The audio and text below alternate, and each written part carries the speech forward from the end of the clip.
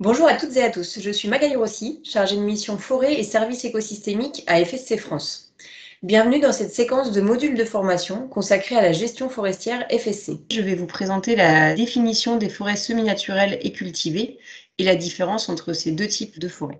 Les normes de gestion forestière demandent aux gestionnaires forestiers de classer les peuplements des forêts qu'ils souhaitent faire certifier en deux catégories. Tout d'abord, les forêts naturelles.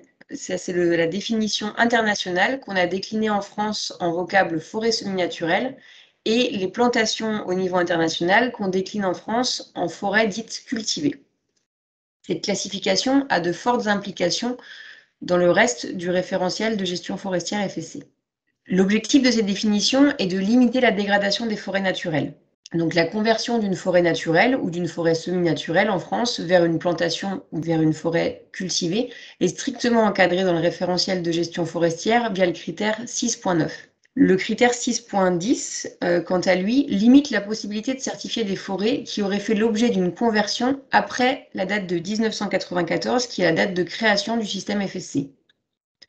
Ces limites, elles tiennent compte de plusieurs critères, et notamment des impacts sociaux et environnementaux de ces conversions, et particulièrement les hautes valeurs de conservation, que vous pourrez découvrir sur un autre module, de la superficie qui est concernée par cette conversion. On limite les conversions à 5% de la surface de la forêt certifiée, et ces limites peuvent également être discutées avec les parties prenantes.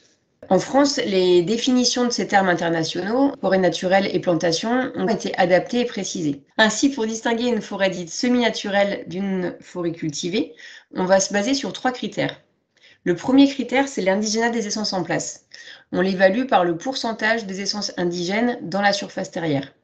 Le second critère, c'est la diversité des essences qui vont composer la forêt, que l'on estime à partir de la part de l'essence dominante dans le couvert forestier ou la surface terrière. Et le troisième critère, c'est la maturité des peuplements, qui est estimée pour des raisons pratiques d'après l'âge d'exploitation qui est prévu dans le document de gestion de la forêt. Donc pour répondre à une ou à l'autre catégorie, donc forêt semi-naturelle ou forêt cultivée, il faut qu'on remplisse au moins 2 des conditions selon les seuils qui ont été définis. Je vais revenir sur le premier critère que je vous ai mentionné juste avant, qui est l'indigénat des essences en place. C'est un concept que le groupe de travail qui a adapté la norme de gestion forestière au contexte français a choisi de définir selon les meilleures informations disponibles lors de la rédaction du référentiel, à savoir les résultats des travaux du programme de recherche européen Euforgen, la bibliographie qui est disponible localement et la concertation avec les parties prenantes. Le caractère indigène ou exotique d'une essence n'est pas fixé au niveau national en France, mais à une échelle plus fine qui correspond à peu près à l'esprit des sylvo-écorégions de l'IFN.